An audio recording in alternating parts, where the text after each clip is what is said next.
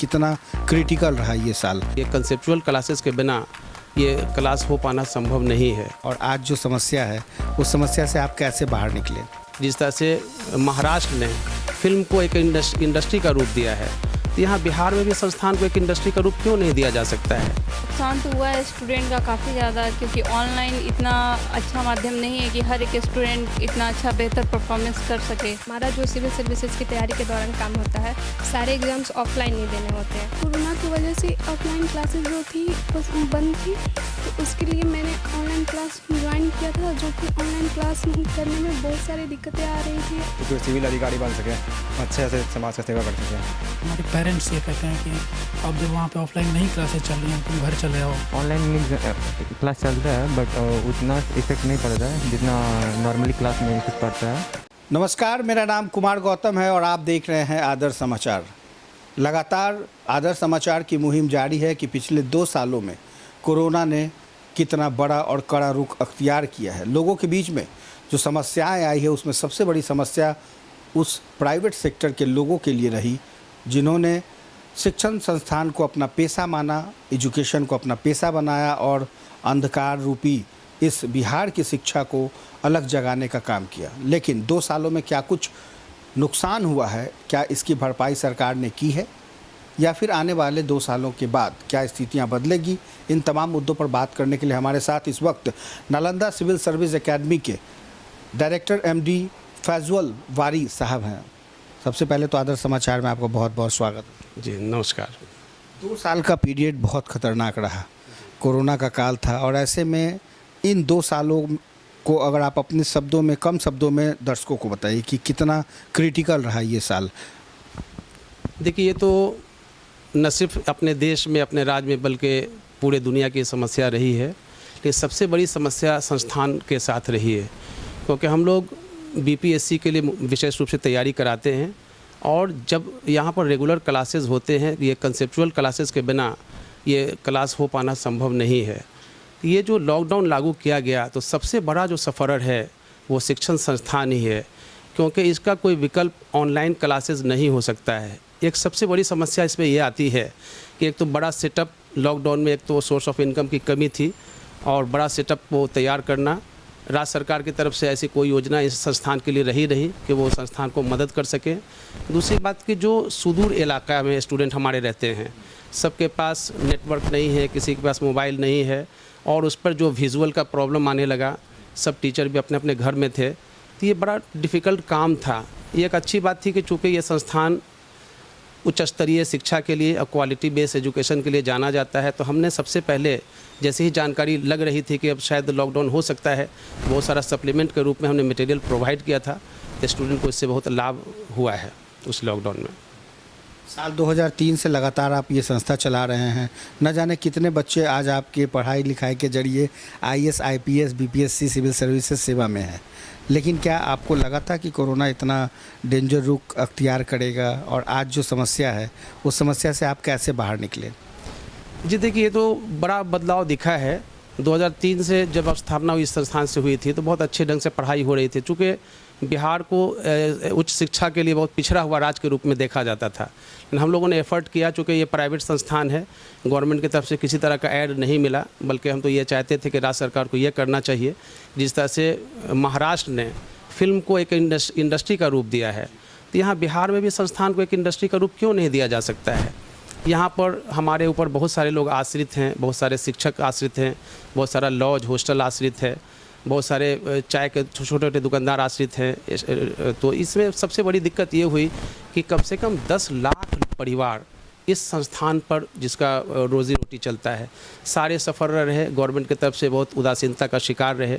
अपने मेहनत के बल पर सब कुछ करना है। अब चूँकि लॉकडाउन समाप्त हुआ है, तभी 1.5 साल का किराया देना सबसे बड़ी समस्या है।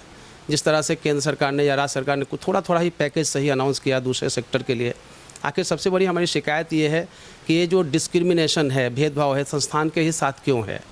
आप जैसे उस संस्थान में, जैसे कॉलेज को आपने खोला, तो कोचिंग भी तो यहाँ पर अपर एजुकेशन है, ग्रेजुएशन के बाद लड़के आते हैं BPSC की तैयारी में, इसका भी बराबर ध्यान रखना चाहिए था। आखिर ये सफ़र कहाँ जाएंगे? कई संस्थान बंद हो गए, कई शिक्षक भुखमरी का शिकार हो गए, स्टूडेंट की पढ़ाई बाधित हुई है। दूसरी बात है कि इसके अलावा कोई संभावना भी नहीं है हमारे स्टेट में एक एजुकेशन के सिवा। तो राज्य सरकार की थोड़ी सी सराहना हम ये करेंगे कि ये रेगुलर वैकेंसी ये दे रहे हैं, इस वजह से थोड़ा सा स्टूडेंट आ रहे हैं, लेकिन अभी उस तरह का मूवमेंट नहीं है। कभी यहाँ बाढ़ आता है, कभी सुखाड़ आता है, और ये जो लॉकडाउन हुआ कोरोना की वजह से, तो सबसे ज़्यादा जो सफ़र रहा है वो संस्थान रहा है। हर सरकार, आपने महाराष्ट्र की बात की, देश में अलग अलग राज्य हैं, अलग अलग मुख्यमंत्री हैं, ठीक है, तो उसी सेक्टर में कैबिनेट में शिक्षा मंत्री भी होते हैं।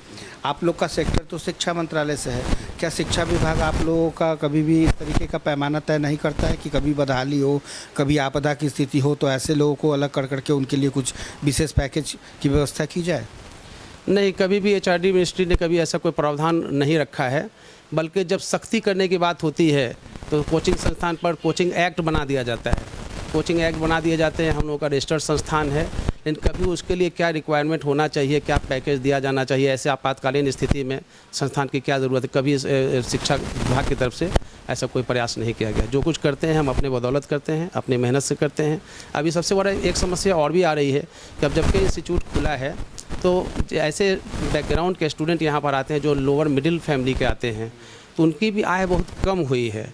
तब जो यहाँ पर हमें, चूँकि हमें रेंट तो फिक्स है, रेंट तो पूरा देना है, तो उनकी आय कम है तो यहाँ फ़ी बहुत कम दे रहे हैं, तो हमें शिक्षकों को देने में असुविधा हो रही है, रेंट देने में असुविधा हो रही है।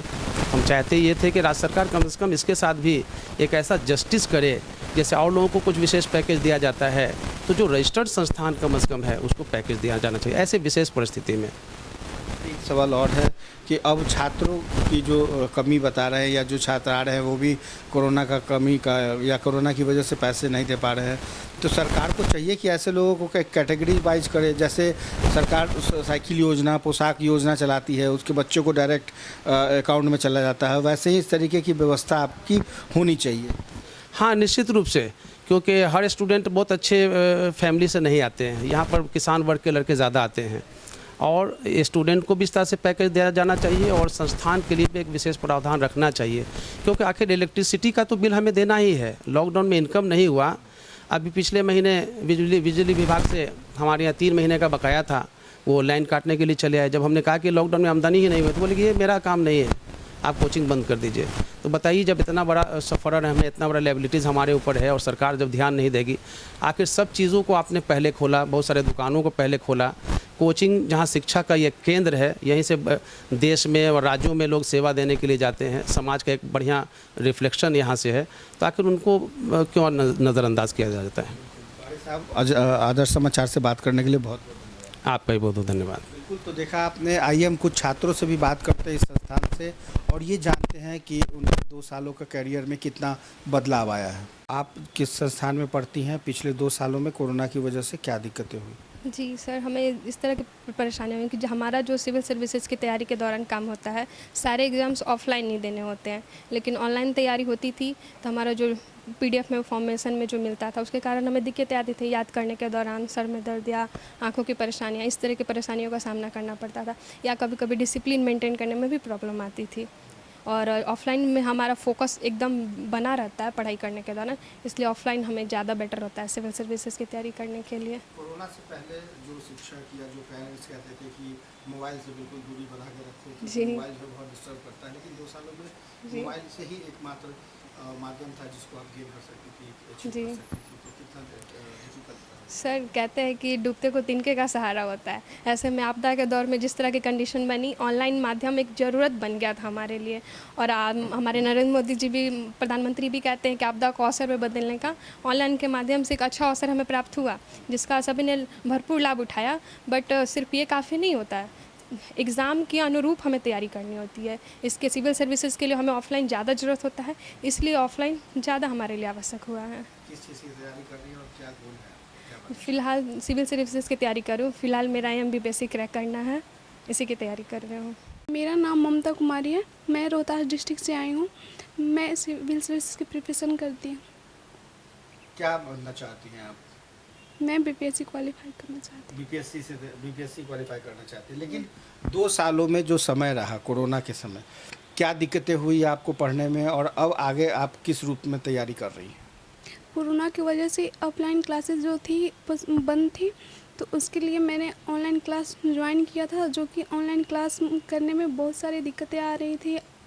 जैसे आँख, ये मोबाइल फ़ोन से अगर पढ़ती थी तो आँख पे उसका प्रकाश पड़ता था, उससे आँख में आई में प्रॉब्लम क्रिएट होती थी।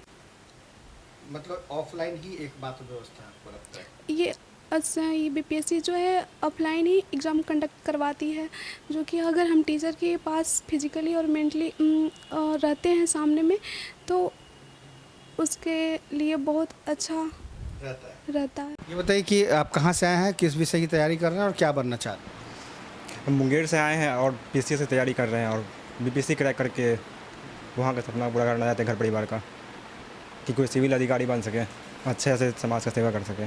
तो पिछले 2 सालों में क्या दिक्कतें हुई आपको? बहुत दिक्कत हो रही है कि हम लोग जैसे लग रहा है कि डाउनफॉल में चले गए हैं। ऑनलाइन की तैयारी बहुत भिन्न होती है इसकी तरह से, क्योंकि कॉन्सेंट्रेशन पावर एक रहता ही नहीं है वहाँ पे। कुछ ध्यान रहे, कुछ भी घर का प्रॉब्लम रहे, तुरंत रिजल्ट देख लेना, और माइंड में भी एक्टिव नहीं रहता है कि वो रहता है कि ऑनलाइन करना है तो कभी भी कर सकते हैं, जिसके कारण से एक्टिव नहीं रहता और लेजीनेस आ जाता है। बट ऑफलाइन में यहाँ बैठ के सर के गाइडेंस से कुछ भी सवाल होता है डायरेक्ट पूछ सकते हैं, उसके माध्यम से थोड़ा बेटर फील होता है। बड़ी कोरोना के कारण बहुत सारी दिक्कतें आई है, जिसके कारण से बहुत सारा एग्ज़ाम भी हम लोग जो पास ही नहीं कर पाएंगे, क्योंकि कोई गाइडेंस ही ढंग से नहीं था। ये बताइए कि आप कहाँ से आए हैं और किस चीज़ की तैयारी कर रहे हैं? सर मेरा नाम प्रवीण कुमार चंदन है, मैं बक्सर जिला से आया हूँ और यहाँ पे सिविल सर्विसेज जैसे कि बीपीएससी क्रैक करने के लिए मैं यहाँ पे हूँ। तो आप ये बताइए कि पिछले 2 साल में क्या नुकसान हुआ और आपके पेरेंट्स अब क्या कह रहे हैं? सर यहाँ पे सिविल सर्विसेज में ये डिमांड होती है कि जैसे व्यक्ति के व्यक्तित्व के लिए एक राज्य की ज़रूरत होती है, उसी तरह से यहाँ पे देखा जाए तो एक क्लास की, ऑफलाइन क्लास की बेसिकली ज़्यादा नीड होती है, जो हमें इस लॉकडाउन में नहीं मिला, जिसकी वजह से हमारे पेरेंट्स ये कहते हैं कि अब जब वहाँ पे ऑफलाइन नहीं क्लासेस चल रही हैं तो तुम घर चले आओ, यहीं से ऑनलाइन पढ़ाई कर लेना, क्योंकि इसमें मिडिल क्लास फैमिली के लिए इकोनॉमिकली थोड़ा सा प्रॉब्लम आ जाती हैं, जो बच्चे के लिए मतलब हमारे मेंटल प्रेशर बनता है एक तरह से। तो आपको लगता है कि ऐसे कई ऐसे स्टूडेंट हैं जिन्होंने अब पढ़ाई छोड़ के अब किसी काम धंधे में लगे होंगे? ऑब्वियसली सर लगे होंगे, इसका आंकड़ा तो मेरे पास नहीं है, लेकिन जो मिडिल से बिलो मिडिल क्लास के होंगे वो ज़रूर लग गए होंगे, इसमें कोई दो राय नहीं है। ये बताइए कहाँ से आए हैं और किसकी तैयारी कर रहे हैं आप? हम हिलसा नालंदा डिस्ट्रिक्ट से आए हैं, हम बीपीएससी का प्रिपरेशन कर रहे हैं। हम अभी ग्रेजुएशन इस यानी पास आउट हुए हैं 2021 में, बस आए हैं प्रिपरेशन कर रहे हैं नालंदा सिविल सर्विस में। अभी 1.5 साल प्रिपरेशन में मेरा हुआ है। मेरे पिछले कम से कम बहुत हद तक तो ऑनलाइन क्लास चलता है, बट उतना इफेक्ट नहीं पड़ता है जितना नॉर्मली क्लास में इफेक्ट पड़ता है। कंसंट्रेशन लेवल कम जाता है और रेगुलर मोबाइल वॉचिंग करने से आइज़ में प्रॉब्लम हो जाता है, दर्द होता है, तो उसके कारण क्लास ज़्यादा इफेक्टिव होता है ऑनलाइन की क्लास की अपेक्षा। उसमें कंसंट्रेशन लेवल भी ज़्यादा होता है और वहाँ क्लास का एनवायरनमेंट मिलता है, तो वहाँ अलग प्रकार के टीचर से इंटरेक्शन करते हैं। यहाँ है कि मैसेज में आपको इंटरेक्ट करना पड़ता है, तो थोड़ा प्रॉब्लम होता है। और भी है बहुत सारे रीज़न सर, बहुत सारा बात, जैसे आप अगर क्लासरूम में हैं तो आप डायरेक्टली पूछ नहीं सकते हैं, आपको अगर पूछना हो तो मैसेज टेक्स्ट कीजिए या फिर कुछ और भी, तो फिर इसके तब जाके उसके कैमूर। कैमूर से? यस। क्या गोल है आपका, अचीवमेंट क्या है? यूपीएससी। यूपीएससी। 2 सालों में क्या नुकसान हुआ? नुकसान तो स्टडी को लेकर बहुत कुछ हुआ, जैसे हम लोग का पढ़ाई डिस्टर्बेंस रहा। और मेरा गोल है यूपीएससी या सिविल सर्विसेज एग्ज़ाम या स्टेट पीसीएस को क्लियर करना। तो इन पिछले 2 सालों में क्या आपको लगता है कितना नुकसान हुआ, या फिर आपने उस आपदा में भी बेहतर किया? सर नुकसान तो हुआ है स्टूडेंट का काफ़ी ज़्यादा, क्योंकि ऑनलाइन इतना अच्छा माध्यम नहीं है कि हर एक स्टूडेंट इतना अच्छा बेहतर परफॉर्मेंस कर सके। और दूसरी बात ये है कि सर हर जगह नेटवर्क भी नहीं है और नेट की भी सुविधा नहीं है, और कोचिंग से जितना हम लोग अच्छा ऑफलाइन से समझ सकते उतना अच्छा ऑनलाइन से समझ नहीं सकते। और यहाँ पे टीचर की फैसिलिटी हमेशा बनी रहती है अगर ऑफलाइन हो, और ऑनलाइन पे ऐसी फैसिलिटी अवेलेबल नहीं है। सरकारी स्तर पे आपको लगता है कि ऐसे छात्र जो तैयारी करते थे उनके लिए नेट की व्यवस्था होनी चाहिए थी, या कोई वैकल्पिक शिक्षा विभाग जिसके लिए काम करता है? सरकारी स्तर पे होनी चाहिए, पर हर एक स्टूडेंट को ये पहुंच पाए ये काफ़ी मुश्किल है। ग्रामीण इलाका में इस चीज़ को पहुंचाना काफ़ी मुश्किल मुझे लगता है, और अचानक से ये चीज़ हुआ है तो एक प्रकार से पहले से ऐसा कुछ सरकार का भी इम्प्लीमेंटेशन नहीं होगा कि ये इंटरनेट के माध्यम से पढ़ाई हो। अचानक से 2 साल में इतना अवेयरनेस भी नहीं है बच्चों में इतना, तो मैं समझते ये पॉसिबल नहीं है अभी। लेकिन जब दूसरा सेशन आया तब तो किया जा सकता है। हाँ, किया जा सकता था, लेकिन इससे पहले सरकार भी तैयार नहीं थी, बच्चे भी तैयार नहीं थे, उम्मीद भी नहीं थी कि सेकंड वेव कोरोना का आने वाला है, इसलिए ऐसा नहीं किया जा सका सरकार के द्वारा। अब तीसरा वेव आए ना आए इसके लिए क्या कहेंगे? आ भी सकता है, नहीं भी आ सकता है, लेकिन अगर आए तो सरकार को पहले से तैयार रहना चाहिए, स्वास्थ्य विभाग को भी, और बच्चे को भी पहले से प्रिपेयर होना चाहिए पढ़ाई को लेकर के। क्या गुड नेम? स्मिता। तो देखा आपने, स्मिता औरंगाबाद से आई हैं। ऐसे न जाने सैकड़ों नहीं बल्कि हजारों छात्र हैं जिन्होंने पिछले 2 सालों में एक गोल टारगेट रखा, यूपीएससी, बीपीएससी या आईएएस, आईपीएस की तैयारी करने में लगे हुए, सिविल सर्विसेज की तैयारी करने में जुटे। ऐसे सैकड़ों हजारों छात्र हैं, लेकिन 2 सालों के बीच जो दायरा आया है उन फासलों को अब कैसे कम किया जाए, एक सबसे बड़ी समस्या है। लेकिन चिंता इस बात की भी है कि यदि कोरोना का तीसरा लहर आता है तो फिर क्या होगा? क्या वाकई सरकार उसके लिए तैयार है, या फिर छात्रों की मदद कैसे हो, ये एक बहुत बड़ा सवाल है। सहयोगी मनीष कुमार के साथ कुमार गौतम, आदर्श समाचार, पटना।